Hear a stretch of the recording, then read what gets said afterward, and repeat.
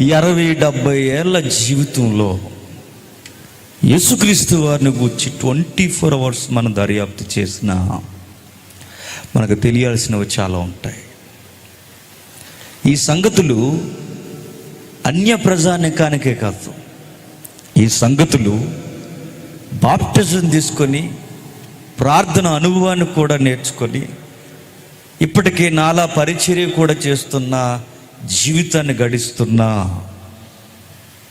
ఒక పచ్చి నిజం ఈరోజు మనతో మాట్లాడుతుందన్న గ్రహింపు మనకు తెలుస్తుంది. చూద్దాం. రోమీయులకు రాసిన పత్రిక. అపోస్తుడైన పౌలు, అందరూ బైబిల్ తీయాలి, బైబిల్ ఖచ్చితంగా చూడాలి. ఈరోజు నీతో నాతో దేవుడు మాట్లాడే సంగతులు మనం తేరి చూడాలి. రోమీయులకు రాసిన పత్రిక, అపోస్తుడైన పౌలు రోమా సంఘానికి రాసిన పత్రిక 5వ అధ్యాయం 1వ వచనం. కాబట్టి విశ్వాసము మూలము మనము నీతిమంతులుగా తీర్చబడి మన ప్రభువైన యేసుక్రీస్తు ద్వారా దేవునితో సమాధానము కలిగి ఉందము. ఆగుదు. రోమా పత్రికను అర్థం చేసుకోవడం అంత ఈజీ విషయం కాదు. ఒక రచయిత రోమా పత్రికను గురించి కితాబిస్తూ ఏమన్నాడంటే, నువ్వు టీ తాగే ఒక పెద్ద పాత్ర నిండా నువ్వు టీ కాసుకుని పక్కన పెట్టుకుని రోమపత్రిక స్టార్ట్ చేస్తే టీ అయిపోద్దేమో తప్ప పత్రిక మాత్రం నీకు ఏం అర్థమవుతున్నట్టు. మిగిలిన పత్రికల శైలి వేరు, రోమా పత్రిక యొక్క విధి విధానాలు వేరు. ఈ పత్రికను సరిగ్గా అర్థం చేసుకోక అనేక మంది డాక్టర్స్గా విడిపోయారు. ఈ పత్రికను సరిగ్గా అర్థం చేసుకోకే సువార్త లోతులకు వెళ్ళలేకపోయారు అనుకుంటా. ఈ పత్రికను సరిగ్గా అర్థం చేసుకోలేదు కనుకే మనకు తెలిసిపోయింది లే అనుకుని అలవాటు పడిపోయి నేర్చుకోవడం మానేస్తారు. నిజంగా ఈ 5వ అధ్యాయాన్ని మనం చదువుతున్నప్పుడు అర్థమయ్యే ఫస్ట్ లైన్ ఏంటో చెప్పినా మనకి ఏం తెలియదని అర్థమవుతుంది. నేను మరలా చెప్తున్నా, ఇంతకాలం మన యేసుక్రీస్తుని నమ్ముకుని ఒకవేళ మనం బతికేస్తుంటే ఈ 5వ అధ్యాయం మనకి ఏం చెప్తుందంటే, మీకేం తెలీదు అని చెప్తుంది. అదే నాకు యేసుప్రభు తెలుసు కదంటే నువ్వు అనుకుంటున్నావు, ఆయన సిలువ బలియాగం నాకు తెలుసు కదా అని మనం అనుకుంటాం. బాప్టిజం తీసుకున్నానుగా, ప్రభురాత్రి సంస్కరణలో చేతులు ముంచుతున్నానుగా, ఇంతేగా సువార్త అంటే అని అనుకొని అలవాటు చేసుకుని బతికేస్తున్నాం కనుకే మనం ఏమీ నేర్చుకోవడం మానేసాం. పదాలు నేర్చుకున్నాం, వందన వచనాలు నేర్చుకున్నాం, క్రైస్తవ కల్చర్ నేర్చుకున్నాం, కానీ సువార్త లోతు మాత్రం తెలుసుకోలేకపోయాం. సువార్త అంటే డిసెంబర్లో క్రిస్మస్ అని, సువార్త అంటే ఇది ఈ సీజన్లో లెంట్ డేస్ అని, సువార్త అంటే అప్పుడప్పుడు కృతజ్ఞత కూడుకులు, బహిరంగ సభలని. ఇది కాదు సువార్త అంటే. 5వ అధ్యాయం మనకి ఏమైనా ఉటంకిస్తుందో తెలుసా? మీరందరూ పనికి మాలిన వారంది. 5వ అధ్యాయం చాలా రఫ్ లాంగ్వేజ్ ఉపయోగించాడు ఆయన. అదేంటండి, మేము ఎంప్లాయీస్ అని మీరు అంటారేమో, మేము గృహానికి యజమానులు అని మీరు అంటారేమో, సొసైటీలో గుడ్ విల్ ఉన్నవారు అని మీరు అంటారేమో, మేము పలానా పలానా పలానా అని లేని ట్యాగ్ లైన్స్ మనం తగిలించుకుంటామేమో. కానీ బైబిల్ 5వ అధ్యాయం అంటుంది, మీకేమీ తెలీదు, ఎవరు సిన్నర్, నువ్వు పాపివి, పనికి మాలిన వాడివి. ఒక్క మాటలో చెప్పాలి అంటే బలహీనుడివి, దౌర్భాగ్యుడివి, నీచమైన వాడివి. ఇదేంటి 5వ అధ్యాయం ఎలా మాట్లాడుతుందంటే నిజాలు మాట్లాడుతుంది. 5వ అధ్యాయం సువార్తను ముడిపెట్టి ఈ 5వ అధ్యాయానికి మొట్టమొదటి లైనే ఏమిస్తున్నాడు చూడండి. ఆయన ఏమంటున్నాడు? కాబట్టి విశ్వాసము మూలమున మనము నీతిమంతులుగా తీర్చబడి మన ప్రభువైన యేసుక్రీస్తు ద్వారా దేవునితో సమాధానము కలిగి ఉందాం. సండే స్కూల్లో వాక్యం ఇది బట్టి పట్టిస్తాం. చాలా మంది చూడకుండా ఈ మొదటి వచనాన్ని చెబుతారు. నేను అడుగుతున్నా, నిలబడి దాని లోతుపాతులు ఏంటని అడిగితే ఒక్కరు కూడా చెప్పరు. దాన్ని అలవాటు చేసుకున్నాం అంతే. ఏం సమాధాన పడ్డాం, ఎలా నీతిమంతులుగా తీర్చబడ్డాం, నా నీతి ఏంటి, నా సమాధానం ఏంటి, ఈ మధ్యలో యేసుక్రీస్తు కలయిక ఏంటి, ఏంటిది? ఏదో సీరియస్ విషయం మన వెనక జరిగిందన్నమాట. సువార్త లోతేంటో తెలియచేయడానికి ఫస్ట్ లైన్లోనే జరిగిన విషయాన్ని ట్యాగ్ లైన్గా ఇస్తున్నాడు. చూడండి ఆయన ఏమంటున్నాడు. మెల్లమెల్లగా కొన్ని వచనాలు చూద్దాం. 5వ అధ్యాయం 6వ వచనం. 5వ అధ్యాయం 6వ వచనం. యాలే అనగా మనం ఇంకా బలహీనులమై ఉండగా క్రీస్తు యుక్త కాలమున భక్తిహీనుల కొరకు చనిపోయిన అక్కడ ఒక పదమును చూడండి.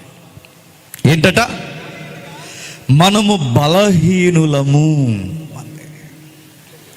సువార్తలో మొట్టమొదటిసారిగా నిన్ను ఏలెత్తి చూపించే పదజాలం ఏంటో తెలుసా? యువర్ వీక్ అంతే. నువ్వు బలహీనుడివి. ఏ విషయంలో?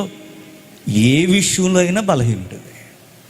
నువ్వంటే నువ్వన్న ప్రతి దగ్గర అందరూ మనిషితో వచ్చే గొడవ ఏంటి చెప్పనా? ఎవడి మీదైనా కోపం ఉందనుకోండి, ఎవడు పుణ్యాత్ముడు అని అడుగుతారు, ఎవడు నీతిమంతుడు అని అడుగుతారు. వాడు ఆంతర్యం ఏంటి చెప్పనా? ఎవడు నీతిమంతుడు కాదు కానీ ఇది చెప్పకూడదు కానీ నేనే నీతిమంతుడిని అని. మనసుకుండే కనబడని ఒక దౌర్భాగ్యమైన పాపపు స్థితి అది. అందరు నీతిమంతులు అంటూనే ఏమంటారు చెప్పనా? ఇది కొంచెం మాలాంటి వాళ్ళు అక్కడక్కడ ఉన్నారండి అని ఫీలింగ్ అన్నమాట. దాన్నే బైబిల్ ఎలుగెత్తి చెబుతుంది. కొన్ని ఘాటైన పదజాలాలు ఉపయోగించింది. మీరెవరు అంటే బలహీనులు. ఏ విధముగా బలహీనులు అంటే పదజాలం అంటుంది, నువ్వు బలహీనుడివి, చేతగాని వాడివి, నీ పనులు నువ్వే చేసుకోలేని వాడివి. ఏ విషయంలో బలహీనుడు అంటే నువ్వు అన్ని విషయంలో బలహీనుడివి. స్పర్జన్ అని ఒక బోధకుడు ఏమన్నాడు తెలుసా? స్పర్జన్ అని ఒక బోధకుడు ఎలా అన్నాడు, ఇదిగో ఆరోగ్యం ఉందని అనుకో, ఒక రోజు నువ్వెంత బలహీనుడు అంటే నీ లేసులు నువ్వే కట్టుకోలేవు అన్నాడు. నీ షూ లేసెస్ ఏవైతే ఉన్నావో అవి నువ్వే కట్టుకోలేని ఒక రోజు వస్తుంది. ఆ రోజు నీకు అర్థమవుద్ది నా శరీరం ఎంత బలహీనమా అని.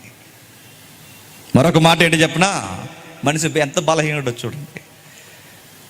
సరే, ఈ మధ్య మీరు లావ్ అయ్యారు, చెకింగ్ చేసిన తర్వాత తెలిసింది మీకు షుగర్ డోస్ పెరిగింది అని. ఏమొచ్చిందట? షుగర్ వచ్చింది. ఈ మధ్య వద్దన్న వస్తుంది అందరికి. ఎందుకంటే తినడం ఎక్కువ, పని తక్కువ. మరి అలాంటప్పుడు ఏమొస్తాయి? షుగర్లో వస్తాయి. భవిష్యత్తులో రైస్ దొరకదన్నట్టు తింటే ఏమొస్తుంది? షుగర్ వస్తుంది. చూడండి, యవనస్తుల్లో లేరు ఇప్పుడు. యవనస్తులు అంకుల్లో ఉన్నారు. ఎందుకు? పని తక్కువ, తినడం ఎక్కువ. రేపు మాట్లాడదాం యవనస్తుల కోసం. ఈరోజు సిలువను గురించి మాట్లాడతాం. అయితే ఈ దేహదారుఢ్యం పెరిగిపోయిన తర్వాత శరీరం ఎంత దౌర్భాగ్యమైనదంటే ఎక్కువ తిన్నా ప్రమాదమే, తినకపోయినా ప్రమాదమే, ఎలా ఉన్నా ప్రమాదమే, నిద్రపోకపోయినా ప్రమాదమే, ఎక్కువ నిద్రపోయినా ప్రమాదమే.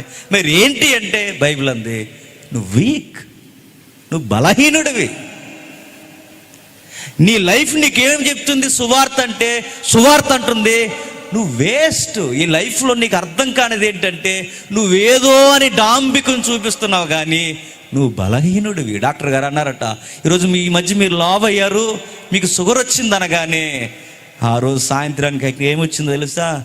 1 కేజీ స్వీట్ అట్టుకుని ఇంటికి వచ్చాడట. ఏమర్థమైంది అందులో? డాక్టర్ గారు ఇలా అన్నారు, ఈ మధ్య మీరు లావ్ అయ్యారండి, మీరు షుగర్ వచ్చింది, మీరు స్వీట్లు అవి తగ్గించాలనగానే ఎప్పుడైతే తగ్గించాలన్నాడో ఆ పదమే వాడుతా అందట ఓసారి తింటే బాగుంటుందేమో అని. మనసుకుండే దౌర్భాగ్యమైన బలహీనత ఏంటి చెప్పిన? వద్దన్నది చేయడానికి మనిషి మనస్సు పరిగెడుతుంది. అప్పటి వరకు స్వీట్లు తినని వాడు, తీపి తినని వాడు తినొద్దన్న ఆ మాట విన్న తర్వాత టెంప్టేషన్ పెరిగిపోయింది, తినాలి తినాలి తినాలి అని. అప్పుడప్పుడు ఆ పాటిస్తున్న వారిని చూడండి, తినకూడదు అనుకుంటున్నానండి కానీ తినకుండా ఉండలేకపోతున్నానండి. లడ్డు ఎట్టినన్ను కూడా అన్నారట, ఇంకో లడ్డు ఉందా అని. తినడానికి చూడండి, తినే విషయంలో బలహీనుడివి, కట్టుకునే విషయంలో బలహీనుడివి. ఒక్క మాటలో చెప్పాలి అంటే నిన్ను నువ్వే బలహీనుడు అన్న సంగతి నువ్వు అర్థం చేసుకోలేకపోతున్నావు. చదవవచ్చును ఒకసారి. 5వ అధ్యాయం 6వ వచనం. ఏలయనగా మీరింకా బలహీనులుగా ఉండగా క్రీస్తు యుక్త కాలమున భక్తిహీనుల కొరకు చనిపోయిన మీరు బలహీనులు. ఎప్పుడైనా యంగ్స్టర్స్ దగ్గరికి వెళ్ళి, ఒరే పలానా సైట్లలోకి నువ్వు వెళ్ళకరా, పలానా సైట్లు నువ్వు ఓపెన్ చేయకరా, మొబైల్ చూడకరా అని అను, వాడు ఖచ్చితంగా అయ్యో చూస్తాడు. మనిషి తత్వం అది. నువ్వేదైతే చేయకూడదని నీకు నువ్వే మోటివేషన్ చేసుకుంటావో అది ఖచ్చితంగా చేస్తావు. నువ్వేవైతే గీతలు గీసుకుంటావో అవి ఖచ్చితంగా దాటుతావు. నువ్వు బలహీనుడివి, నీ వల్లవదు. నీ బలాన్ని నువ్వు పెంచుకోలేవు. నువ్వు బుద్ధిపరంగా బలం పెంచుకోలేవు, శారీరకంగా బలం పెంచుకోలేవు. ఒక్క మాటలో చెప్పాలి అంటే నువ్వు అన్ని విషయాల్లో వీక్ పర్సనాలిటీ. అంత బయట యేసుక్రీస్తు నా కొరకు ఎందుకు సిలువెక్కాలి అంటే నా గతం, నా దరిద్రం, నా జీవితం ఒక్కసారి ఎలా ఉందని సువార్త చెబుతుందట. ఇదిగో ఒక్క లైన్లో నీతో మాట్లాడితే ఈ ఫస్ట్ మాట, ఈ ఫస్ట్ లైన్ అంటుంది, నువ్వు బలహీనుడివి. మంచే చేయాలనుకుంటావు కానీ చెయ్యు, మంచిగానే ఉండాలనుకుంటావు కానీ ఉండవు, ఏది చూడకూడదనుకుంటావు కానీ చూస్తావు, ఏది తినకూడదనుకుంటావు కానీ తింటావు, సహజంగా నేను ఎలా ఉండాలి అనుకుంటావు కానీ ఉండలేవు. ఎందుకంటే బైబిల్ అంటుంది మనుషులైన మీరు బలహీనులు అంటే. నిజమా అబద్ధమే మాట చెప్పండి? నిజమే. మరొక మాట ఏంటి చెప్పనా? అదే 6వ వచనంలో మరొక పదజాలం ఉంది, భక్తిహీనులు అంటే. బలహీనుల తర్వాత ఏంటట? భక్తిహీనులు అంటే. భక్తిలో హీనత వచ్చిందట, భక్తిలో దౌర్భాగ్యత వచ్చిందట. మేము భక్తులమే కదా అని మనం అనుకుంటాం. బైబిల్ అంటుంది మీరు భక్తిహీనులు అంటుంది, బలహీనులు అంటుంది. భక్తిహీనులు అంటే బాగా అర్థం కావాలి అంటే కొంచెం ఒక అధ్యాయం ముందుకెళ్తాం. 3వ అధ్యాయం ఉంది చూడండి ఒకసారి. అందరూ బైబిల్ తీయాలి. మీకు పెట్ట కథలో పలానా దగ్గర ఎలా జరిగింది, మా ఇంట్లో ఎలా జరిగింది, నేను ఎలా అనుకుంటే ఎలా అయిపోయింది, ఇలాంటి చెప్పను నేను. అవి నాకు రావు. వాక్యం టు వాక్యం అంతే. వింటే విన్నట్టు, లేకపోతే లేనట్టు. ఓకేనా? 3వ అధ్యాయం 10వ వచనం నుండి ఇందును గూర్చి రాయబడినదేమనగా నీతిమంతుడు లేడు, ఒక్కడునూ లేడు, గ్రహించువాడు ఎవ్వడునూ లేరు, దేవుని ఎత్తుకు వారు ఎవ్వరునూ లేరు. 10వ వచనం చెప్తుంది నీతిమంతుడు లేడు, ఒక్కడునూ లేడు. నేను అడుగుతున్నా, ఈ లిస్టులో మనం ఉన్నామని ఎప్పుడైనా ఇక్కడ ఏలు పెట్టుకొని ఈ పదజాలంలో లేదా ఈ గుంపులో నేనున్నానని ఎప్పుడన్నా మన మనసు ఒప్పుకుందా? మనసు ఏమంటా చెప్పనా? నువ్వు కాదులేరా అంట. ఏమందట? అందరినీ చూపించి ఎవడున్నాడండి నీతిమంతుడు, ఎవడున్నాడండి మంచోడు, ఎవడో లేడండి అని అంటూనే వాడు లోపల వాడు సెల్ఫ్ ఏం చెప్తాడు చెప్పనా? నువ్వు ఉన్నావులే, నువ్వు మరీ అంత దారుణం కాదు, నువ్వు మంచోడివే, నువ్వు అంత దారుణమేం కాదు, నువ్వు మరీ అంత వాడికంత కాదు. నేను చెప్తున్నా ఇది మహాపాపం. ఇది నువ్వెన్ని కొలతలు గీసుకున్నా, నువ్వెన్ని అనుకున్నా బైబిల్ అందే, నువ్వెన్ని అనుకున్నా బైబిల్ అందే, మీరందరూ పాపులు. నీతిమంతుడు లేడు, ఒక్కడును లేడు. చెప్పు, చదువు. గ్రహించువాడు ఒక్కడును లేడు, దేవుడి వెతుకువాడు ఎవరును లేరు. గ్రహించువారు లేరు, దేవుని వెతుకువారు లేరు. మరి ఏమైంది? అందరూ త్రోవ తప్పి, ఆ పదం చూడండి, ఏకముగా. అది చెప్పండి ఏంటట? ఒప్పుకుందాం, పనికి మాలిన వారు అయ్యారట. అదేంటండి మేము గ్రహించాము కదంటే, గ్రహించువాడు లేడు, దేవుని ఎత్తుకువాడు లేడు. చాలా మంది ఈ మధ్య కొత్త పదాలు పెట్టుకుంటున్నారు, సత్య అన్వేషకులం అని. సత్య అన్వేషకులు అని పేరెట్టుకుని ఊరూరా తిరుగుతారు. నువ్వు ఊరూరా తిరిగేవాడు, అన్వేషకుడు కాదు. ఆ పదం పెట్టుకొని ఆ ఊరు తిరిగి ఈ ఊరు తిరిగి ఊరి మీద తిరగడం తప్ప సత్యం వెనక తిరగడం కాదు. సత్య అన్వేషకులైనా గుర్తుపెట్టుకోవాల్సిన మాట ఏంటో తెలుసా? ఎతుకువాడు లేడు. కొంతమంది దేవుణ్ణి గుర్తిద్దాం అనుకుంటాను కానీ గుర్తుపెట్టరట. బైబిల్ అంత విచిత్రమైన పదాలను చూడండి. గ్రహించువాడు లేడు, దేవుని ఎతుకువాడు లేడు, అందరూ త్రోవ తప్పి ఏకముగా పనికి మాలిన వారు అయ్యిరి. దేవుని ఎతుకువారు లేరంటే నేను అడుగుతున్నా, కొంతమందికి దేవుడు ఎప్పుడు గుర్తొస్తాడు చెప్పండి? వారి జీవితంలో ఏదో జరిగితే గుర్తొస్తాడు. అప్పుడే ఎదుగుతారు దేవుణ్ణి. దేవుడు ఎప్పుడు గుర్తొస్తాడంటే ఏదో జరగాలి, అప్పుడు ఎదుగుతారు. దేవుని ఎలా ఎదుగుతున్నారంటే మరికొంతమంది ఏంటో తెలుసా, దేవుని సత్యాన్వేషణలో ఎదుగుతామంటారు. కొంతమంది ఏదో జరిగితే ఎతికే ప్రయత్నం చేస్తారు. మరికొంత విధానం చూడండి, అన్నీ సాఫీగా జరిగిపోతే, అన్నీ సుఖంగా ఉంటే మనుషులు మనం ఎలాంటి వాళ్ళని చెప్పినా కనీసం ప్రార్థన కూడా చెయ్యం. మనం అన్నీ సాఫీగా వెళ్ళిపోతుంటే, నీకు బాధ లేకుండా, ఇబ్బంది లేకుండా, సమస్య లేకుండా, నీ ఉద్యోగంలో ఏ ఆటంకాలు లేకుండా, నీ సంసారంలో ఏ గొడవలు లేకుండా అన్నీ సాఫీగా వెళ్ళిపోతే మనిషి చేసే కనిపించిన తత్వం ఏంటో చెప్పనా, రేపు చేద్దాంలే ప్రార్థన అంటాం. బాగా పీకల దాకా తినేసి గుర్రు పెట్టి పడుకుంటాం. ప్రార్థన కూడా చేసే మనసు మనకు ఒప్పుకో. బైబిల్ అంటుంది, ఇదిగో దేవుని ఎతుకువారు లేరు, గ్రహించువాడు లేడు, అందరూ త్రోవ తప్పి ఎలా అయిపోయారు? ఏకముగా పనికి మాలిన వారు అయిపోయారు. మరో మాట నేను అంటున్నా, ఎతుకువారు లేరు అన్నప్పుడు మనసుకుండే దౌర్భాగ్యమైన పరిస్థితి ఏంటి చెప్పనా? దేవుడు నేను ఎతకాలండి, ఎందుకంటే నాకు అన్నీ కలిసి వస్తున్నాయండి అని అంటారా? అన్నీ కలిసి వస్తే మొత్తాన్ని కనపడ చర్చిలో అన్నీ కలిసి వస్తున్నప్పుడు, అన్నీ బాగున్నప్పుడు నేను దేవుణ్ణి ఎతకాలన్న మాట నోటంటే వస్తుందా? రాదు. బైబిల్ ఇంకా ఉటంకిస్తూ ఏమంటుందో చూడండి, మేలు చేయువాడు లేడు, ఒక్కడును లేడు. మేలు చేయువారు లేరు, మేలు చేయువాడు ఒక్కడు లేడు. భక్తిహీనత లక్షణాలు. భక్తిహీనత అంటే ఎలా ఉంటుందంటే, ఇదిగో బైబిల్ చెప్తుంది, నీతి లేదు, గ్రహించేవాడు లేడు, దేవుడు ఏడి అని ఎతికేవాడు లేడు, చివరికి తమ వాదోపవాదములు యందు పనికి మాలిన వైఖరిని అలవాటు చేసుకుని మేలు చేయాలన్న కనీసపు ఇంకిత జ్ఞానం కూడా లేకుండా బతికేస్తున్నారట. మేలంటే మంచి చేయడం. ఇది ఎలా ఉంటుంది చూడండి. అడుక్కునేవారు ఉన్నారనుకోండి, అడుక్కునే వారికి సహాయం చేయడం మంచిదా కాదా అని వద్దు పెట్టండి. అడుక్కునే వారికి సహాయం చేయడం మంచిదా కాదా చెప్పండి. ఇది పెద్ద జీకే బిట్ ఏం కాదు, చెప్పండి. మంచిదేగా నేను అడుగుతున్నా. అడుక్కునేవారు అలా పోతున్నప్పుడు 100 రూపాయలు ఇస్తే నీ మనసు నీతో ఏమంటుంది? 100 ఇచ్చేసావా అంటుంది. ఇటు 1000 రూపాయలు ఇచ్చేసావా? నిజం చెప్తున్నా, భక్తిహీనత దేవుని దృష్టిలో ఎంత దరిద్రంగా వ్యవహరిస్తారు చూడండి. 100 ఇచ్చేసావని 100 సార్లు బాధపడిపోతాం.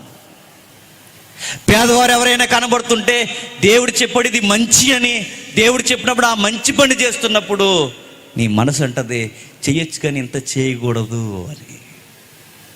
మరో మాట ఏంటి చెప్పనా, మేలు చెయ్యాలని మనకు తెలుసు, దారుండిపోతున్నప్పుడు ఎన్నో పరిస్థితులు మనకు కనబడుతుంటాయి వ్యక్త జీవులుగా. కనీసం మనం చెయ్యాలన్న బాధపడతాం, కానీ చేయలేకపోతున్నామని బాధపడతాం, కానీ కనీసం దిగెళ్ళి చేయడానికి ప్రయత్నం చేస్తామా? చెయ్యండి.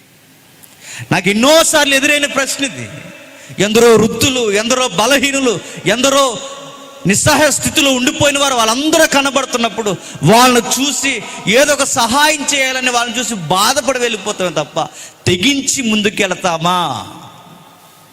వెళ్ళం. ఎందుకో చెప్పనా, మేలు చేసేవాడు ఒక్కడు లేడు, మేలు చేయవారు లేరు. ఇంకా విషయం ఏంటి చెప్పనా, వాళ్ళని చేయడం మంచిదని తెలుసు, వాళ్ళని సంరక్షించడం మంచిదని తెలుసు కూడా చేయం మనం. ఒకవేళ ఎక్కువ ఏమైనా చేస్తే మనకి ఇంటికాడ గుండెపోటు వచ్చేస్తుంది. పెద్దవారికి 1000 రూపాయలు ఇచ్చేసావా అని. మరొక విషయం చెప్పనా, బైబిల్ అంటుంది మంచి పనులు చేయండి అని బైబిల్ చెప్తే, మంచి పనులు చేస్తే మనకు హార్ట్ అటాక్ వస్తుందట. నిద్ర పట్ట చూడండి కావాలంటే. మంచి పనులు చేసినందుకు ఏమనిపిస్తుందండి, అలా చేసినట్టు, ఇలా చేసినట్టు, ఎంత ఇచ్చేసినట్టు, అలా ఇచ్చేసినట్టు. మంచిని కూడా మనస్ఫూర్తిగా చేయలేకపోతున్నావంటే బైబిల్ అంటుంది అసలు మేలంటే మీకు తెలుసా అని. ఇంకా మాట్లాడుతూ ఏమంటుందో చూడండి. వారి గొంతుక తెరిసిన సమాధి, నాలుగుతో మోసం చేద్దరు. ఎంత ఈజీగా అబద్ధాలు ఆడేస్తామండి, ఎంత ఈజీగా. వారి గొంతుక ఎలా ఉందట, తెరిసిన సమాధి. కొన్ని పదజాలాలు కనబడుతున్నాయి చూడండి. 13వ వచనంలో గొంతుక, అదే వచనంలో పెదవులు, 14వ వచనంలో నోరు, పాదములు 15, ఆ తర్వాత చెప్తూ కన్నులు, మరలా 19లో నోరు. మనిషి అవయవాలన్నిటిని గూర్చి చెబుతూ ఏం చెప్తుందో చూడండి. నోటిని గురించి చెప్తుంది, గొంతును గురించి చెప్తుంది, పాదాల గురించి చెప్తుంది, నాలుకను గురించి చెప్తుంది, ఇంకా కన్నుల గురించి చెప్తుంది. ఇవన్నీ అవయవాలు మానవ దేహంలో ఏం చేస్తున్నాయంటే దేవునికి విరుద్ధమైన పనులు చేస్తున్నాయట. బైబిల్ అంటుంది ఇన్ని అవయవాలు నా శరీరం దేనికి పని చేస్తుందంటే బైబిల్ అంటుంది నువ్వు దేవునికి నచ్చని పనులు చేయడానికి నువ్వు నడినెత్తి మొదలుకొని అరికాలు వరకు మనిషివైన నీవు దేవుడి విషయంలో ఎందుకు పనిచేస్తావంటే అనీతిమంతుడు అనిపించుకోవడానికి పనిచేస్తాము. మీరు అనుకుంటారు మేము ఇప్పటికే 15-30 సంవత్సరాల నుంచి మేము చర్చికి వెళ్తున్నామండి అని మీరు అన్నా, నేను చెబుతున్నా నీ చేతులు నీ మాటను. మేము ఇన్ని సంవత్సరాలు మేము బైబిల్ పట్టుకుని తిరుగుతున్నామన్నా మీ పెదవులు అబద్ధములాడు పెదవులు. మీ చేతులు అక్రమంగా అన్యాయంగా 10 రూపాయలు కలిసి వస్తుందంటే అన్యాయంగా దోషించుకున్నంత చేతులు మీవి. ఏ విధంగా అయినా మీరు చూడండి, మీరు కాదు, మీరైనా నేనైనా బైబిల్ అందరినీ కలిపి అంటుంది మనమందరం దేవుని ఉద్దేశాన్ని నెరవేర్చడానికి పనికి రాని దేహాలతో బతుకుతున్నామట. మాట్లాడుతూ ఇదే మాట మాట్లాడుతూ 16వ వచనంలో నాశనమును కష్టమును వారికి మార్గముగా ఉన్నవి, శాంతి మార్గము వారు ఎరుగరు, వారు కన్నుల ఎదుట దేవుని భయము లేవు. నా అవయవాలన్నీ దేవుని భయం లేకుండా ఎలా ఉన్నాయంటే నా బలహీనతలు నా అవయవాలు దేవుని దృష్టికి ఎలా కనబడుతుందంటే ఒకే రకముగా ఎలా కనబడుతున్నాయి, రోతగా కనబడుతున్నాడు దేవుని దృష్టికి. ఈ లిస్ట్ అంతా చెప్పుకొచ్చి 5వ అధ్యాయంలో ముడిపెట్టి మాట్లాడుతున్నాడు. ఏమని? మీరు బలహీనులను, భక్తిహీనులను, ఇంకా పాపులు అన్నాడు. ఏంటట? పాపులు. మనం బలహీనులం, నెక్స్ట్ భక్తిహీనులము, నెక్స్ట్ పాపులమై ఉండగా.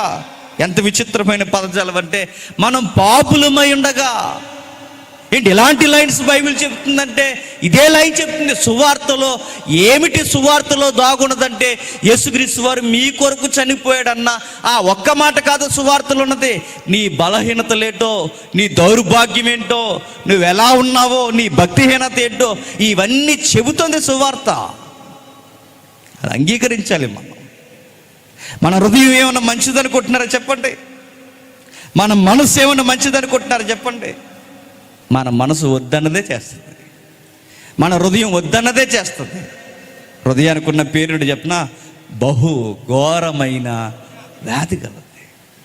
హృదయం బాలేదు, కన్నులు బాలేదు, చేతులు బాలేదు, అరికాళ్ళు బాలేదు, నడినెత్తి మొదలుకొని అరికాళ్ళ వరకు ఎవడో బాలేదు. కానీ అందరూ అంటారట ఆడు బాలేదు అని. ఎవరు? ఎదుటోడే బాగోడు ఎప్పుడండి. నువ్వు బాలేదు, నేను బాలేదు. సువార్త ముందు మనందరం సమానులం. యేసుక్రీస్తు ముందు మతపరమైన భేదాలు, మనిషి యొక్క వంశావళులు, వ్యక్తిత్వాలు, అధికారాలు ఏవీ లేవు. అందరూ దేవుని దృష్టిలో సువార్త ముందు పాపులు, బలహీనులు, భక్తిహీనులు. శరీరమంతా దౌర్బల్యంతో నిండిపోయి చివరికి మనస్సు, హృదయము కలంకమైపోయిన మానవ జీవితం స్వభావ సిద్ధంగా. ఇట్టి దౌర్భాగ్యపు స్థితిలో ఉన్న నాకు సువార్త ఏం చెబుతుందంటే నువ్వు పాపివి అంతే.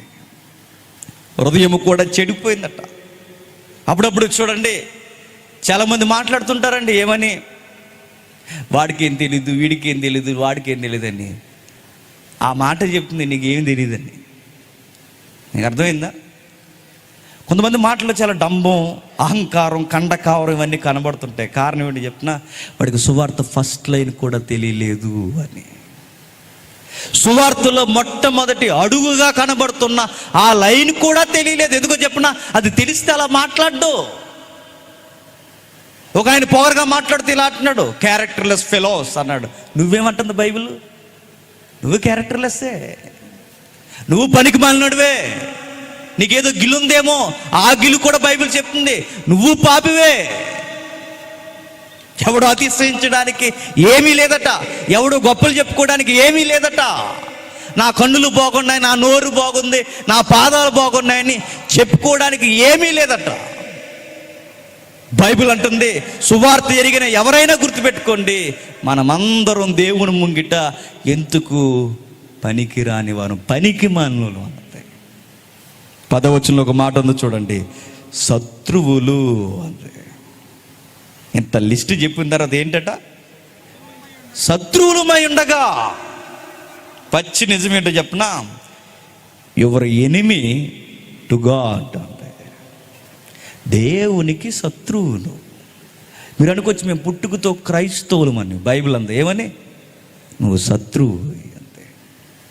మేము ఎన్నో సంవత్సరాల క్రితం నుంచి యేసుక్రీస్తు మేము ఎరిగితిమి అంటే బైబిల్ అంది నువ్వు ఎనిమివి దేవునికి అంతే. భయపడిపోయి గుండె పిండేసే మాట ఏంటి చెప్పిన, దేవునికి శత్రువులు మాట. మరి ఏదేమతో మనం బతికేస్తున్నామో నాకు తెలియదు, కానీ సువార్త మనకు చెబుతున్న మాట ఏంటంటే, మీరు శత్రువులు దేవునికి. ఎందుకు నేను శత్రువునయ్యాను దేవుడికి? దేవుడు పరిశుద్ధుడు, నేను పాపాత్ముని. దేవుడు నీతిమంతుడు, నేను అనీతిమంతుడిని. ఆయన గుణగణాలు కలిగిన వాడు, ఆయన క్యారెక్టర్స్ కలిగిన వాడు, నేను క్యారెక్టర్కి క్వైట్ ఆపోజిట్గా జీవిస్తున్నవాడిని. నా విధి విధానాలు దేవునికి నచ్చవు. నేను దేవుని పరిశుద్ధతకు నేను ఎందుకు పనిచేస్తానంటే, ఆయనకి శత్రువుగా తప్పక దేనికి పనికిరాను. బైబిల్ ఓపెన్గా మాట్లాడుతున్న మాట 9వ వచనంలో అంటుంది. అదే 9వ వచనంలో, ఆయన ఉగ్రతకు పనికొస్తామట. మనం అందరం దేనికి పనిచేస్తామట? ఆయన ఉగ్రతకు పనిచేస్తామట. మీరు అనుకోవచ్చు, ఆయన ఉగ్రతకు నేను పని చేయడం ఏంటి? నేనైతే అనుకుంటా నేను ఆయన పరిచర్య చేస్తున్నాను కదా అని. బైబిల్ అంటుంది, నువ్వు రక్షణకి ముందు, బాప్టిజానికి ముందు, యేసుక్రీస్తు దగ్గరకు రాక మునుపు నువ్వు దేనికి పని చేస్తావంటే, దేవుని ముందు చెప్పు, ఆయన ఉగ్రతకు పని చేస్తావట. యేసుక్రీస్తుని బాగుగా ఎరగనంత కాలము, సువార్త లోతు తెలియనంత కాలం, ఒకవేళ యేసుక్రీస్తు తెలుసని నువ్వు ఆ భావజాలం లోతులకి వెళ్ళనంత కాలం నువ్వు దేనికి పని చేస్తావంటే, శత్రుత్వానికి పనిచేస్తావు, ఉగ్రతకు పనిచేస్తావట. ఉగ్రత అంటే దేవునికి నాకు గొడవ అంటే అంటున్నాడు ఆయన, గొడవే నీకు నాకు అంటున్నాడు. ఎందుకంటే నీ చూపులు బాగోవు, నీ చేతలు బాగోవు, నీ ఆలోచన బాగోదు, నీ పాదాల నడకల బాగోవు, ఎదుటివాడిని చూసే విధానం బాగోదు, ఎదుటివారితో గౌరవంగా మాట్లాడడం రాదు, నిన్ను గౌరవించుకోవడం రాదు, ఏమీ రాదు నీకు. నీ దృష్టికి నువ్వు ఎలా బతుకుతున్నావు తెలుసా? నేను ఒక్కడినే మంచి, మిగిలిన వారందరూ పనికి మాలంటే బతుకుతున్నావు. మిగిలిన వారందరూ ఎందుకు పనికిరారు? దేవుడికి కాస్త నచ్చేవారు ఎవరైనా ఉన్నారంటే ఈ గుంపులో, నేననే ఫీలింగ్లో పాపాన్ని కనబడకుండా కప్పుకుని బతుకుతున్నావు నువ్వు. ఒక్క విధంగా చెప్పాలంటే, కనిపించేవాడైనా కనిపించిన వాడైనా ఎవడైనా బైబిల్ అంటుంది పాపులు.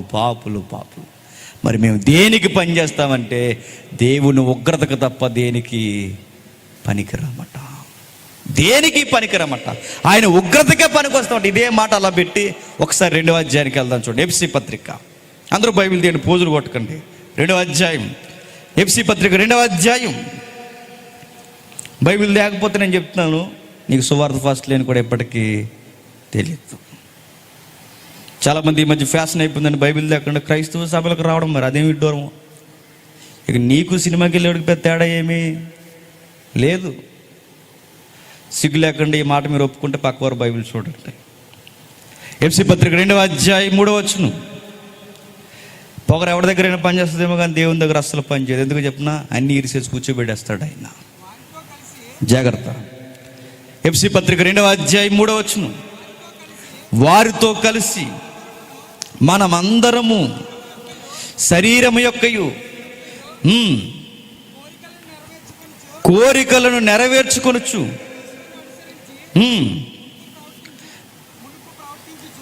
మునుపు ప్రవర్తించచ్చు స్వభావ సిద్ధముగా దైవోగ్రతకు పాత్రులమై ఉంటుంది. దైవోగ్రతకు ఫుట్ మార్క్ ఇచ్చాడు చూడండి. అక్కడ 2 అని ఒక అంకి వేసి ఫుట్ మార్క్ ఇచ్చాడు చూడండి. ఉగ్రత పిల్లలము. ఈ మాట మీకు బాగా అర్థం కావాలంటే, రాజుగారి పిల్లలు ఏమవుతారు? రాజుగారి పిల్లలు అవుతారు. ఇది పెద్ద జీగిబిట్టి ఏం కాదు. రాజుగారి పిల్లలు తర్వాత రాజ్యం ఎవరిది? రాజుగారి పిల్లలదే. బైబిల్ అంటుంది రాజుగారి పిల్లలు రాజుల పిల్లలు, రాజుగారి పిల్లలు రాజులై వారి వారసత్వాన్ని రాజ్యాన్ని తీసుకుంటే మనం ఎవరి పిల్లలు అంట? ఇక్కడ నేను పుట్టిక్రైస్తులు అనకండి. ఇక్కడ ఏం చెప్తుంది? మీరు ఉగ్రత పిల్లలు అంది. నేను అంటున్నాను, మనం ఉగ్రత పిల్లలం అయితే మనకు వచ్చే ఆస్తి ఏంటి? ఉగ్రత అంతే. మన మీదకి వచ్చేది ఏ ఆస్తి? ఆస్తి కాదు, దేవుని ఉగ్రత. నాశన పుత్రుడు అంటే వాడు నాశనం కొరకే పుట్టాడు. ఉగ్రత పిల్లలంటే మీరు దేవుని ఉగ్రతని మీదేసుకోవడానికే పుట్టారు అంటుంది బైబిల్.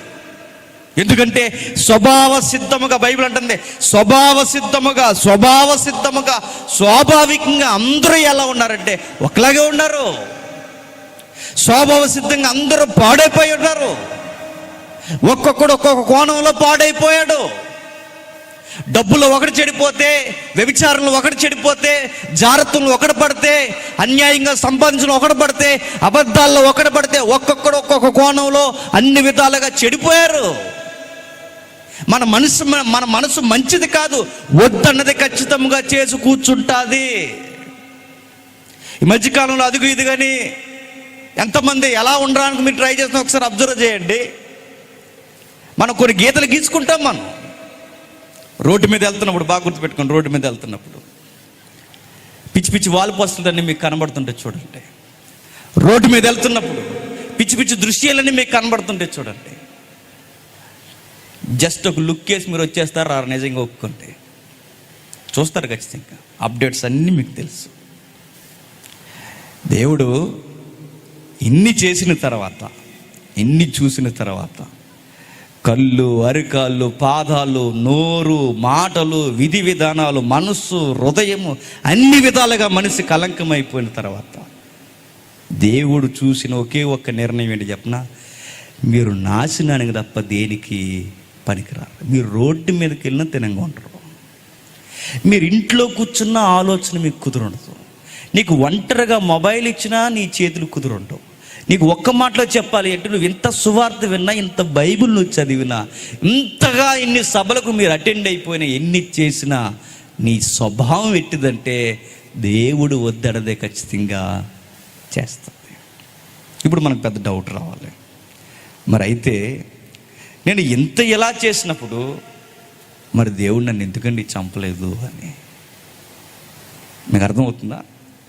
ఇంత ఎలా చేసినప్పుడు నిజంగా దేవుడు వెంటనే పనిష్మెంట్లు స్టార్ట్ చేస్తే, ఇలా రోడ్డు మీదకి వెళ్ళిన తర్వాత ఏదో తప్పుడు దృశ్యం చూసి అనుకోండి, అన్న కన్నుపోయింది అనుకోండి, వెంటనే మనం ఏమన్నా దేవుడు సారీ ప్లీజ్ ఇంక ఇప్పుడు చూడండి అంటమ్మా. ఏదన్నా పనికి మాలిన విషయం చేసిన వెంటనే కాలు చేయాలి వంకర అయిపోయింది అనుకోండి, వెంటనే అబద్ధమాడిన వెంటనే నాలుగు వెనక్కిపోయింది అనుకోండి, పనికి మాలిన పనులు చేసిన వెంటనే నడ్డి వంగిపోయింది అనుకోండి, వెంటనే అన్నీ జరిగిపోతున్నాయి అనుకోండి, కన్ను పోయి కాలు పోయి, ఎన్ని అబద్ధాలు ఆడితే అన్ని అబద్ధాలకి, ఎన్ని తప్పుడు చూపులు చూస్తే అన్ని తప్పుడు చూపులకి. నేను చెప్తున్నాను, దేవుడు ఒక రోజు మనిషి చేసిన తప్పులు లెక్కలేయడం మొదలెడితే ఈ రోజుకి మనకి ఎన్ని వంగిపోవాలి, ఎన్ని ఎగిరిపోవాలి ఒకసారి చెప్పండి. ఇది నిజమే కదా చెప్పండి. అయినా ఏం అవ్వలేదేంటి? కారణం ఏంటో చెప్పనా? ఇంత ఎలా జరుగుతున్నా, మన కళ్ళు బాలదని చెప్పింది ఆయనే, మన హృదయం బాలదని చెప్పింది ఆయనే, మన పాదాల నడక బాలదని చెప్పింది ఆయనే, మన ఆలోచనలు బాలదని చెప్పిన ఆయనే. ఇన్ని చెప్పినప్పుడు బాలేని కళ్ళు ఇంకా ఎందుకు అలా ఉన్నాయి? బాగోలేని కాళ్ళు ఇంకా ఎందుకు ఆయన అలా ఉంచాడు? కారణం ఏంటో తెలుసా? ఒక విచిత్రమైన మాట ఉంది బైబిల్లో. రే మీరు ఎట్టివారు తెలుసా? విసిరి వెళ్ళి గాలి వంటి వారు మరలా రారు. నేను సీరియస్ అయిపోయినట్టే. మట్టివారు, పనికి రాని వారు, ధూళి వంటి వారు, మానవులు మీరు. నేను సీరియస్ అయ్యానో, అక్కడే మీకు పనిష్మెంట్ స్టార్ట్ చేశానో, ఇక మీకు లాస్ట్ డే. ఆయన కోపం తెచ్చుకుని మరలా వెంటనే ఆయన రాయించిన మాట ఏంటో ఒక్కసారి చూడండి. కీర్తన గ్రంథం 78వ కీర్తన 39వ వచనం. 78వ కీర్తన 39వ వచనం. కాగా వారు కేవలము శరీరులై ఉన్నారనియు, విసురు వెళ్ళి మరల రాని గాలి వలె ఉన్నారనియు ఆయన జ్ఞాపకము చేసుకొనెను. ఎలా ఉన్నారట? ఒక గాలి ఇలా వెళ్ళిపోయిన తర్వాత మరలా ఎలా రాదో, ఒక బూడిద ఎలాంటిదో, ఒక ఎండిపోయే రెల్లు ఎలాంటిదో, మనిషి కూడా దేవుని కోపం ముందు ఎలా ఉన్నాడట? ఎగిరిపోయి ధూళిలా గాలిలా ఉన్నాడట. ఎందుకు ప్రభువా ఇంకా వదిలేస్తున్నావంటే, ఈరోజు ఈయన లేపేస్తే వీడికి మరి అవకాశం లేకుండా దేవుడు సెకండ్ చేస్తాడు ఛాన్స్ అలాంటి ఎవడైనా. ఒకే ఒక అవకాశానికి దీర్ఘకాలం ఆయన చూస్తాడు. ఈరోజు రేపు అని చూస్తాడు. బలహీనులుగా ఉన్నాం, దౌర్భాగ్యులుగా ఉన్నాం, భక్తిహీనులుగా ఉన్నాం. కళ్ళు బాలేదు, అరికాలు బాలేదు, చేతులు బాలేదు, ఆలోచనలు బాలేదు. ఇన్ని బాగోకపోయినా నాకు ఇన్ని ట్యాగ్లైన్స్ నువ్వు ఇచ్చినా ఎందుకు ప్రభువా నన్ను ఇంకా అలా వదిలేసావంటే బైబిల్ అంటుంది, నీ కొరకు ఒక విషయం జరిగిందిరా అంటుంది. నిజంగా టోజర్ అనే భక్తుడు ఏమంటాడంటే, దేవుని ఉగ్రత అంటే ఎలా ఉంటుందో మీకు తెలియాలంటే సిలువను చూడండి అంటాడు. దేవుని ప్రేమ అంటే ఎలా ఉంటుందో మీకు తెలియాలంటే సిలువనే చూడండి అంటాడు. అందుకు బతికేస్తున్నామట మనం. మన చూపులు బాగోకపోయినా, మన పరిస్థితులు మారకపోయినా ఏమడ్డొచ్చేస్తుంది ఈరోజు దేవుడు ఉగ్రతకి నీకు నాకు అంటే సిలువ అడ్డొస్తుందట. ఈ లెక్కన మీకు ఎలాగ అర్థం అవ్వకూడదు. ఎందుకు చెప్పండి, మనం మంచోళ్ళం కాదు. అంటే సిలువ ఉందని మనం ఎన్నైనా చెయ్యొచ్చా అని సిలువే హెత్తాడు దేవుడు, గుర్తెట్టుకోండి. చెయ్యమనే లైసెన్స్ కాదు అది. నీ వెనక ఒక ఓర్పు కేక వినబడుతుందట. ఆగరా, చెయ్యగురా, నీ కొరకు త్యాగము జరిగిందిరా. నీ అరుకాళ్ళతో చేసిన తప్పుడు నడకలకి, నువ్వు పుట్టక ముందే వ్యవహరించబోయే వ్యవహారానికి నీ కొరకు అరికాళ్ళకు మేకులు పడ్డాయి. నీ చేతులు బాలేనప్పుడు, నీ అన్యాయపు పనులు చేయడానికి నువ్వు సిద్ధమైనప్పుడు, ఇంకా చేస్తున్నావు నువ్వు ధీమాగా, ఇంకా చేస్తున్నప్పుడు నీ కొరకు బదులుగా చేతులు మ్రానుకు దిగ్గొట్టబడ్డాయి. నీ తలంపులు బాలైనప్పుడు నీకు బదులుగా ఆయన తలకు మండల కిరీటం పెట్టేశారు. నీ హృదయం బాలైనందుకు ఆయన హృదయానికి తాకేలా పక్కలో బల్లివు పొట్టు దిగిపోయింది. నడినెత్తి మొదలుకొని అరికాల వరకు ఆయన దేహాన్ని చిదిమేశారు, నలిపేశారు. ఎందుకు ఎలా అయిపోయిందని అమాయకంగా అడక్కో. సువార్త అంటుంది నీకోసమే. అదేంటి ప్రభువా, 5వ అధ్యాయం నాకేం చెబుతుంది సువార్త అంటే? అవును, నీ స్థితి ఏంటో నీకు తెలియదు, నీ భవిష్యత్తు ఏంటో నీకు తెలియదు, నీ ప్రారంభం ఏంటో నీకు తెలియదు, నీ స్వభావం ఏంటో నీకు తెలియదు. అమాయకంగా నువ్వు అనుకుని బతికేస్తున్నావు. నేనే కలగ చేసుకుని నీ దగ్గరకు వచ్చినట్టుంది. సువార్తలో ఉన్న బ్యూటిఫుల్ లైన్ ఏంటో చెప్పనా? మనకెవరితో అయితే గొడవ, సాంగ్ ఉంటే అయితే మనకెవరితో అయితే గొడవ, మనకెవరితో అయితే తీరినంత గొడవ ఉందో, ఎవరితో అయితే ఉగ్రత ఉందో, ఆ ఉగ్రతను కుమ్మరించే దేవుడు వచ్చి మనల్ని రక్షించడానికి రెడీ అయ్యాడట. అదండి బ్యూటీ. ఎవరైతే మనకు శత్రువో ఆ శత్రువు వచ్చి మన చేతులు పెట్టుకొని సారీ చెప్పరా అని అడిగాడట. కానీ మనం ఎలాంటి వారు చెప్పనా?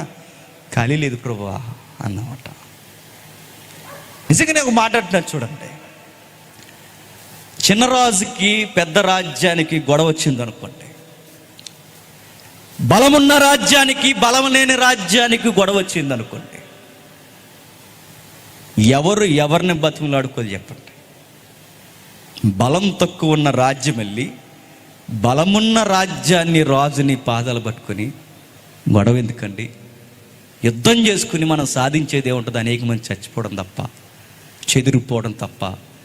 సమాధాన పడిపోతాం. ప్లీజ్ సార్ మమ్మల్ని కరుణించండి అని చిన్న రాజ్యం వచ్చి పెద్ద రాజ్యాన్ని బతుకులాడుకోవాలి. ఎందుకో చెప్పనా? శత్రువు ఎప్పుడు శత్రువే. శత్రువు బతుకుండాలంటే వాడు వచ్చి ఏం చేయాలి? బలమున్న వాడి దగ్గరకు వచ్చి క్షమాపణ అడగాలి. మన దగ్గర సీన్ రివర్స్ జరుగుతుంది. ఎవరు బలహీనులు? మనం బలహీనులు. బలవంతుడెవరు? ఆయన బలవంతుడు. ఇప్పుడు ఎవరెవరి దగ్గరకు వచ్చారు? బలవంతుడైన రాజు బలహీనులు మన దగ్గరకు వచ్చి మరి సారీ చెప్పండి రా నాకు అని అడిగితే మన వైఖరి ఎలా ఉందో చెప్పనా? ఖాళీ లేదు ప్రభువా అని తిరుగుతున్నాం మనం. నీ చేతుల కొరకు మేకులేయబడినా నీ చేతులు మారాయా? నీ పాదాలతో చేసిన తప్పుకి ఆయన పాదాలు నలిగిపోయినా నీ తప్పుడు నడకలు మారాయా? నీ అబద్ధపు నోరుకి ఆయన అన్యాయంగా గొంతెండిపోతే నీ అబద్ధాల బొంకే ఆ గొంతు మారిందా? నీ ఆలోచన మారిందా? ఆయన ముండ్ల కిరీటం పెట్టుకున్నా మారేవా? మారలేదు. మనం సిలువ త్యాగం ఏమర్థమైంది? సువార్త ఏమర్థమైందంటే నీ వైఖరే చెప్తుంది నీకు సువార్త ఏమీ అర్థమవలేదని. నువ్వు ఎప్పటికీ జర్జాగా వాణ్ణని వీణ్ణని అలా అని ఎలా అని అందరినీ నష్టపరిచి అందరినీ బాధ పెట్టి చివరికి ఎదుటి వారు ఈ మాట అంటే బాధపడతాను తెలుసు కూడా అని నువ్వు ఇంత ఇలా అని ఎంత బాధ పెట్టి నీకు నువ్వు ఒక ధీమా బతుకుతున్నావంటే నీకు సువార్తలో ఫస్ట్ లైన్ కూడా అర్థం అవ్వలేదు నీకు. ఎందుకో చెప్పినా నువ్వు బాధ పెట్టావు దేవునికి, దేవుడు నిన్నేమనలేదు, ఆయన ప్రేమించాడు నిన్ను. నీకు ఏం అర్హత ఉందని ఎదుటి అంటున్నావు? నీకేం అర్హత ఉందని ఎదుటివాడిని బాధ పెడుతున్నావు? నీకు ఏ అర్హత ఉందని ఎదుటివాడు మంచోడు కాదంటున్నావు? నీకు ఏ క్వాలిఫికేషన్ ఉందని అందరినీ తక్కువ చేసి మాట్లాడుతున్నావు? ఏ విధముగా ఆయన ముందు మనం పనికి రాకుండా ఉగ్రతకి మనం సరిపోయిన వారమైతే, అది నాకు అర్థమైతే నా మాట బాగుంటుంది, నా చూపులు బాగుంటాయి, నా నోరు బాగుంటుంది, నా అడుగులు బాగుంటాయి, నేను బాగున్నప్పుడు నాకు అర్థమవుద్ది నాకు సువార్త సరిగా అర్థమైంది అని. నాకు సువార్త అర్థమవలేదన్న కారణం ఏంటి చెప్పనా? నేను చూస్తేనే తెలుస్తుంది నీకు సువార్త అర్థమవలేదని. నువ్వెక్కడుంటే అక్కడ గొడవలు, నువ్వెక్కడుంటే అక్కడ ఎక్కడుంటే అక్కడ ఎడబాటులు, నువ్వెక్కడుంటే అక్కడ ఇబ్బందులు, నువ్వెక్కడుంటే అక్కడ అన్యాయాలు, నువ్వెక్కడుంటే అక్కడ ఎదుటి వారికి బాధలు, నువ్వెక్కడుంటే నువ్వెవరికే సమాధానంగా పనికిరావు. నువ్వంటే ఎవరిని అంటున్నా అనుకోండి, నువ్వైనా నేనైనా అంతే. ఓ కుటుంబం నీ వల్ల బాగుపడిందా? కుటుంబంలో తమ్ముడినే బాధపడతావు, అన్నయ్యనే బాధ పెడతావు, మీ అమ్మను బాధ పెడతావు, మీ కోడలను బాధ పెడతావు, మీ అత్తను బాధ పెడతావు. క్రైస్తవులమైన మనం ఏమి నేర్చుకున్నామంటే యేసుక్రీస్తుతో ఓర్ముతో మన కొరకు బలైపోతే సువార్త నాకు అర్థమైందని నేను చంకలు గుద్దుకొని బాప్టిజం ఇన్ని రోజులైనా ఆ గుణగణాలు, ఆ ఓర్పు, సహనం, ప్రేమ ఇవన్నీ నాకు అర్థమవకపోతే సువార్త తెలిసిందని నువ్వు ఎలా అనుకుంటున్నావు? నీకు సువార్త ఇప్పటివరకు ఏమీ తెలీదు. తెలిస్తే ఈరోజు నువ్వు ఇప్పటివరకు ఇలాగా ఉండమంటుంది బైబిల్. చూడండి, ఒక పాట చూద్దాం. ఆ పాట చూడండి, దృశ్య రూపంగా మన జీవితాలు ఎంత దేవుణ్ణి ఎక్కిరిచ్చే మనకు అర్థమవుతుంది. నిజంగా న్యాయాధిపతి వచ్చి నేరస్తుడికి సెకండ్ ఇస్తాడండి? అసలు కృతజ్ఞత తెలియజేసేలా సెకండ్ ఇస్తాడే చెప్పండి? కానీ దేవుడు ఏం చేశాడు చెప్పనా? న్యాయాధిపతి అయిన ఆయన వచ్చి మన కొరకు చెప్పండి, ఆయన దేహాన్ని మన కొరకు ఇచ్చేసి ఇదేం విడ్డూరం అంటే సువార్త అంటుంది అదంతే అని. అదే ప్రేమ. ఒకసారి విందాం, చూద్దాం ఒకసారి.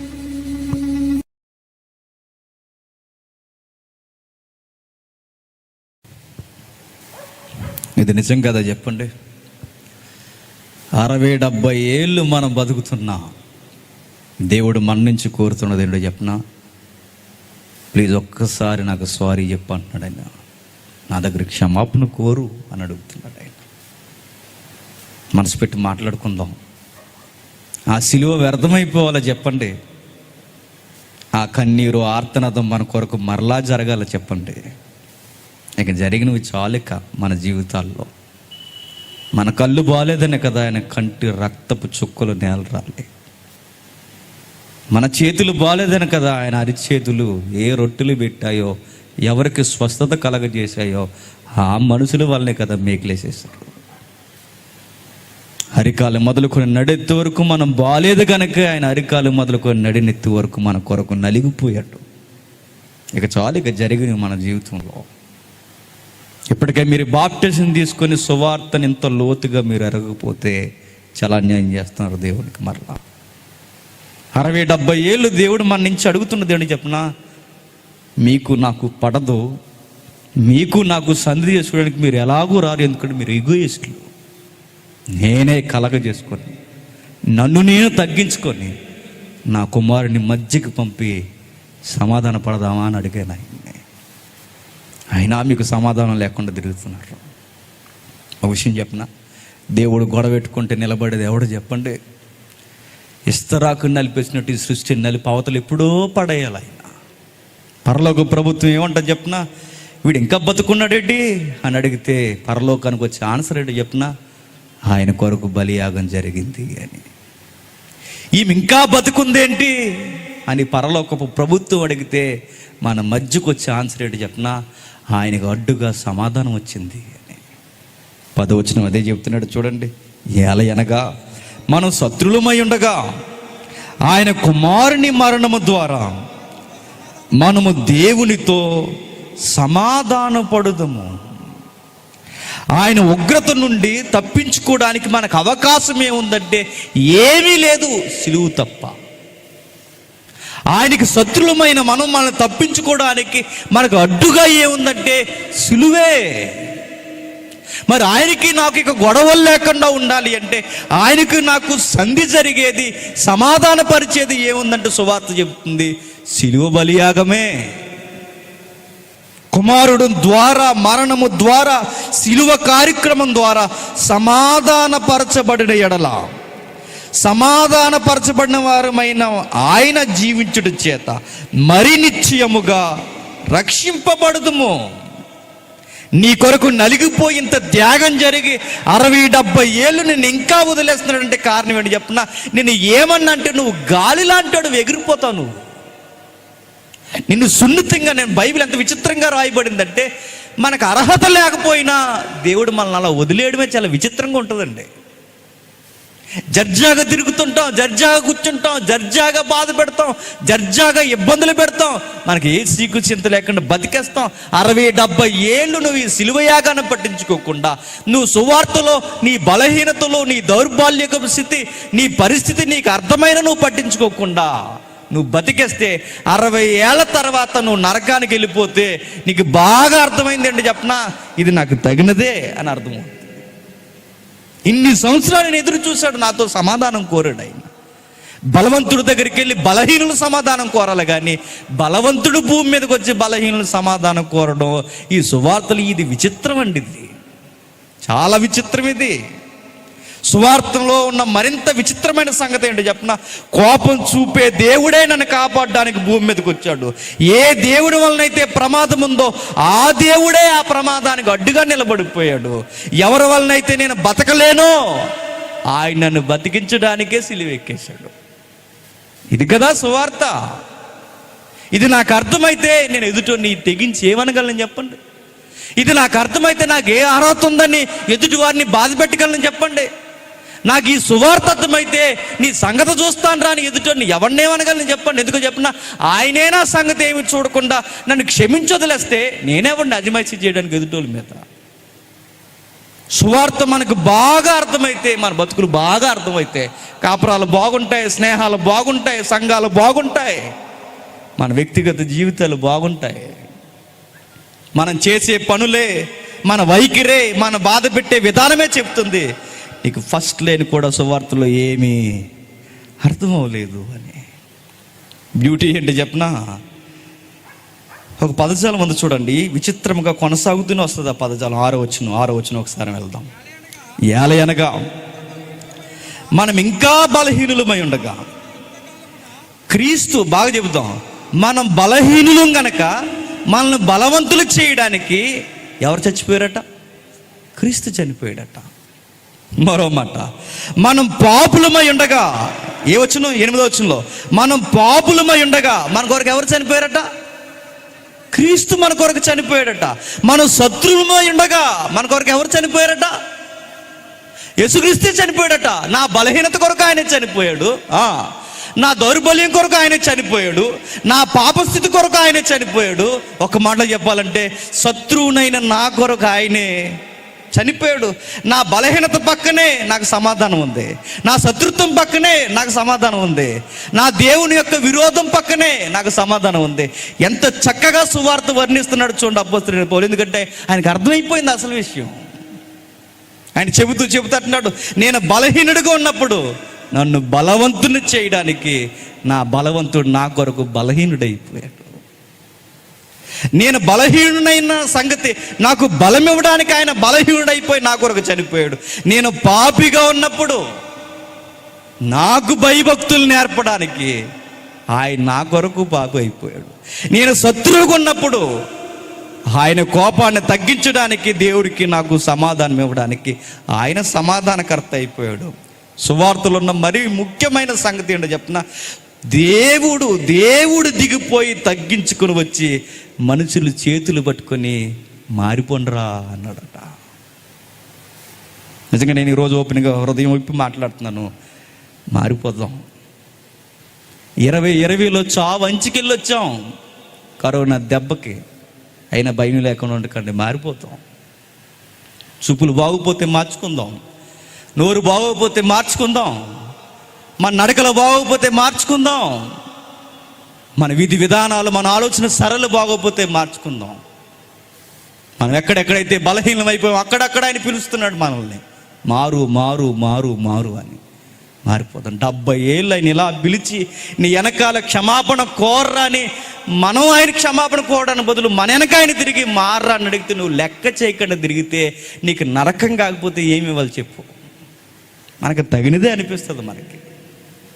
ఒకవేళ నువ్వు నిజముగా దేవుని నమ్ముకున్న తర్వాత దేవుని మాట ఒకే ఒకటి కోరుతుంది, ఆయన నమ్ము చాలు, ఆయన కొరకు యథార్థంగా జీవించు చాలు.